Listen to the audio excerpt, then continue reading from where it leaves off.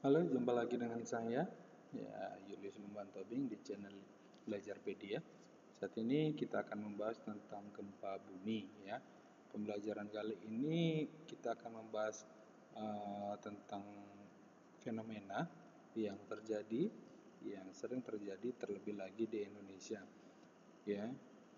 Karena apa? Artinya Indonesia terletak di dua lempeng tektonik, kemudian Indonesia juga memiliki gunung berapi yang sudah kita bahas pada video sebelumnya. Namun sebelumnya silakan subscribe dulu ya dan bunyikan tombol loncengnya. Oke. Pada pembelajaran kali ini kita akan belajar tentang gempa bumi. Apa sih gempa bumi itu? Ya, gempa bumi secara sederhananya adalah getaran atau guncangan yang terjadi di permukaan bumi akibat pelepasan energi, ya. Jadi ada energi yang terlepas dari dalam secara tiba-tiba yang menciptakan gelombang seismik. Ya, gelombang seismik apalagi ini? Gelombang seismik adalah rambatan energi, ya. Karena terjadi getaran, ada energi yang merambat. Energi yang merambat ini adalah yang dinamakan gelombang seismik, yang disebabkan adanya gangguan di dalam kerak bumi, ya. Misalnya ada patahan, ada ledakan, ada tumbukan, ya, antara dua lempeng sehingga menghasilkan rambatan ini. Nah, gempa bumi ini diukur dengan seismometer, ya. Nah, ada beberapa klasifikasi yang ada, ya, berdasarkan beberapa jenis gempa bumi itu dikelompokkan. Yang pertama adalah penyebabnya. Setidaknya ada 5, ya, gempa bumi yang berdasarkan kelompoknya, yaitu penyebab.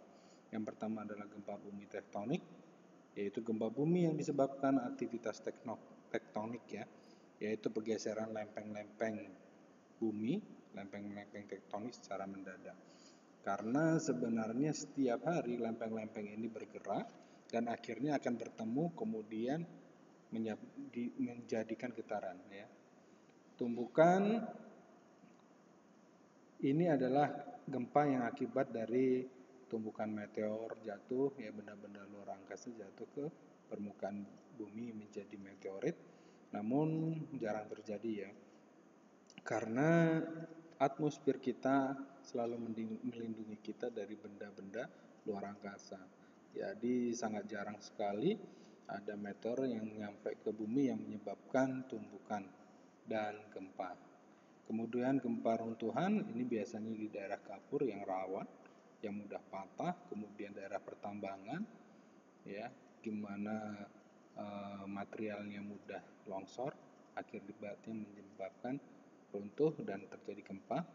Kemudian gempa bumi buatan, ya, karena akibat aktivitas manusia, ya, misalnya daerah pertambangan, kemudian ledakan, ya, daerah tersebut sehingga terjibullah getaran.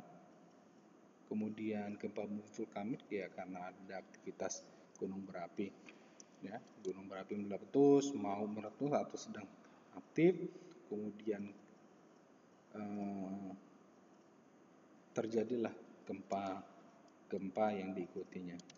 Oke, berdasarkan gelombang ada 3, yaitu gelombang bumi dalam, gempa bumi yang pusatnya, hiposentrumnya berada dari 300 km di bawah permukaan bumi, jadi sangat dalam. Kalau menengah itu 60 sampai 300 km, kalau dangkal itu ya kurang dari 60, ya. Jadi pusatnya hiposentrum. Ini dinamakan pusatnya hiposentrum, ya.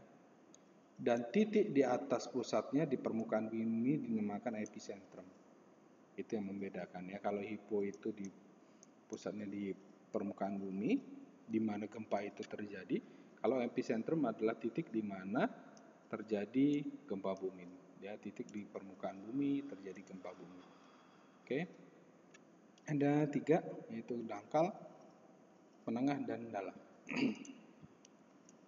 Oke, berdasarkan gelombang, ya, ini ada 2, yaitu gelombang bumi, gempa bumi primer, gelombang atau getaran yang merambat di tubuh bumi dengan kecepatan 7 sampai 14 km.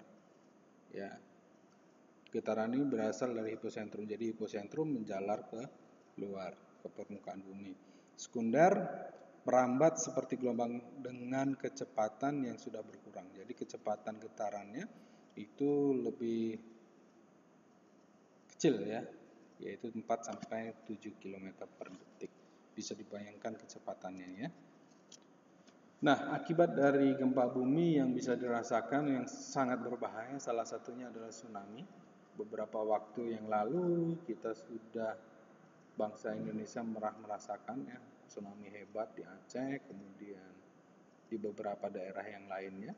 Itu adalah akibat dari gempa yang terjadi di dasar laut ya, terkadang dapat menerjang pantai ya. Rangkaian gelombangnya inilah yang mampu berjalan dengan kecepatan hingga 900 km per jam ya, dan terjadi di dasar laut. Oke, demikian pembelajaran kita kali ini. Silahkan tinggalkan di kolom komentar jika ada pertanyaan. Selamat belajar.